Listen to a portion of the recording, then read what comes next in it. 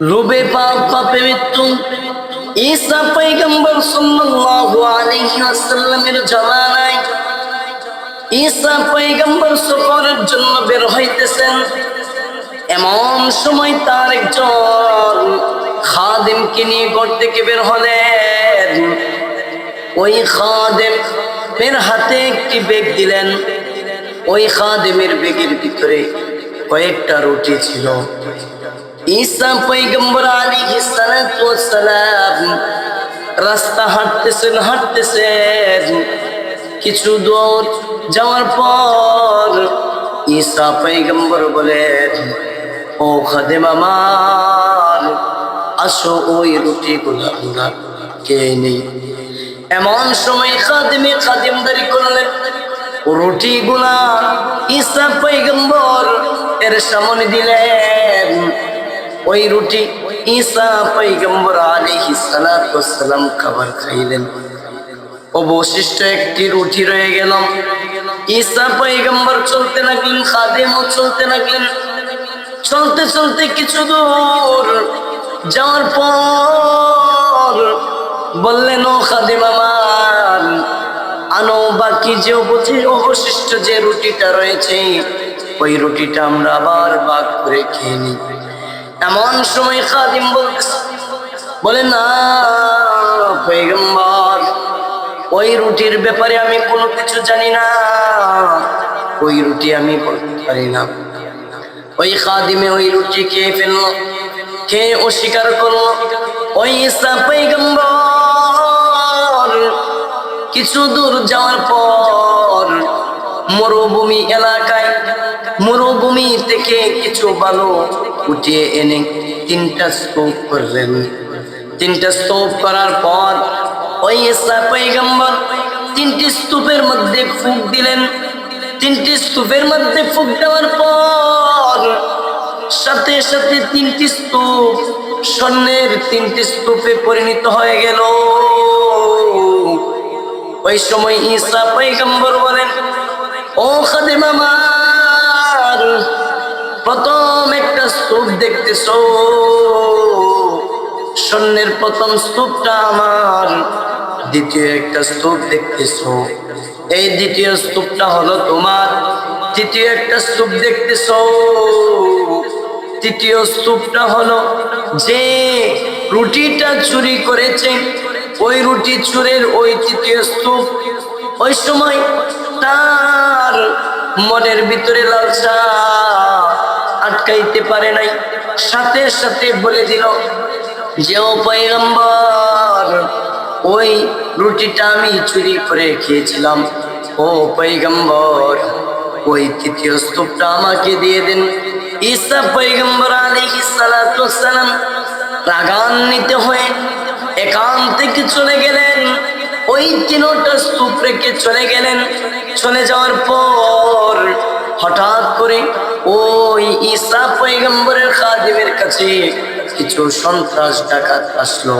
আসার পর বলে, তোমার কাছে কেমন ভাবে স্বর্ণের স্তূপ আসলো, আমাদের কি স্বর্ণের স্তূপ দিয়ে দাও। ওই সময় ওই খাদিমে বলতেছে, আচ্ছা রাখো রাখো, দেখা যায় এখন তার কাছ থেকে ছিনিয়ে নিবে। ওই সময় সমঝোতা করলো, বলল ঠিক আছে, আমরা সবাই মিলে ওই স্তূপগুলা ভাগ করে নিব। এর আগে পেটে অনেক ক্ষুধা লেগে গেছে। এর আগে 2-3 জনকে বাজারে পাঠাও, কিছু স্বর্ণ মুদ্রা দিয়ে বাজারে পাঠায় দেওয়া হলো। আর এখান দিয়ে যারা ছিল স্বর্ণ মুদ্রা স্তূপের কাছে, তারা পরিকল্পনা করতে লাগলো, যে লোকগুলা বাজারে গেল, ওই লোকগুলা যখন আসবে তাদেরকে হত্যা করা হবে, তাদেরকে হত্যা করা হবে। আর যে লোকগুলা বাজারে গেল, তারা পরিকল্পনা করতেছে, আমরা বাজার থেকে খাবার কিনে এই খাবারের মধ্যে বিষ মিশ্রিত করে, বিষ মিশিয়ে এরপরে তাদের সাথে আমরা বসবো, কিন্তু আমরা খাবার খাবো না। আমরা তাদেরকে এই বিষ মিশ্রণ খাবার তাদেরকে খাওয়ানোর পর তারা যখন ইন্তিকাল করবে, তারা যখন মারা যাবে, মারা যাওয়ার পর আমরা সমস্ত স্বর্ণ ভাগ করে নিয়ে নিব। আর যারা স্বর্ণের কাছে ছিল তারা পরিকল্পনা করলো যে ওরা আসার পর ওদেরকে হত্যা করা হবে, আর ওই খাবারগুলা আমরা সুন্দরভাবে খাবার খাওয়ার পর ওই স্বর্ণগুলা আমরা বন্টন করে নিয়ে যাব। এমন ভাবে দুই পক্ষ তারা পরিকল্পনা করে নিল, অন্তরে পরিকল্পনা করে নিল। যারা বাজারে গেল তারা খাবারের মধ্যে বিষ মিশ্রিত করে সাথে সাথে যখন তাদের কাছে আসে, সাথে সাথে আসার পর ওই লোকগুলা কি করলো, তাদেরকে হত্যা করলো। হত্যা করার পর বলতেছে আসো আসো আমরা ওই খাবারগুলা খেয়ে নেই। ওই খাবারগুলা যখন তারা সাথে সাথে খাওয়ার পর, ওই খাবারগুলা খাওয়ার পর তারা বিষ মিশ্রিত খাবার খাওয়ার পর তারা ইন্তিকাল করলো। হযরত ঈসা পয়গম্বর আলাইহিস সালাতু ওয়াস সালাম সফর শেষ করে যখন যাইতেছে, যাওয়ার পথে দেখে স্বর্ণের 3টা স্তূপ পরে রয়েছে। আমি তো একজন মানুষকে দিয়ে গেছিলাম, এখন তো দেখা যায় মানুষের সংখ্যা আরো অনেক বেশি, অনেক বেশি মানুষের সংখ্যা। আমি তো একজন মানুষের জন্য ওইগুলা রাইখে চলে গেছিলাম। ঈসা পয়গম্বর বলে, ও দুনিয়ার মানুষ, লোভে পাপ, পাপে মৃত্যু। আমাদের সমাজে এমনটা দেখা যায়, মানুষে লোভ করে, লোভের কারণে পাপ হয়, পাপের কারণে মৃত্যু হয়। অহরহর ঘটনা সমাজের মধ্যে প্রচলিত আছে, অনেক ঘটনা। আমরা লোভ করতেছি, লোভ করার কারণে আমাদের পাপ হইতেছে, পাপ হওয়ার কারণে আমাদের মৃত্যু হইতেছে। ওই জন্য প্রিয় ভাইরা আমার, লোভ করা যাবে না। লোভ ভালো জিনিস নয়, লোভ তুমি করতে পারো না।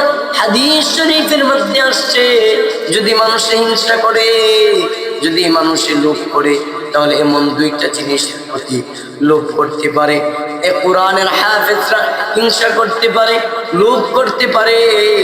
কি লোভ করতে পারে?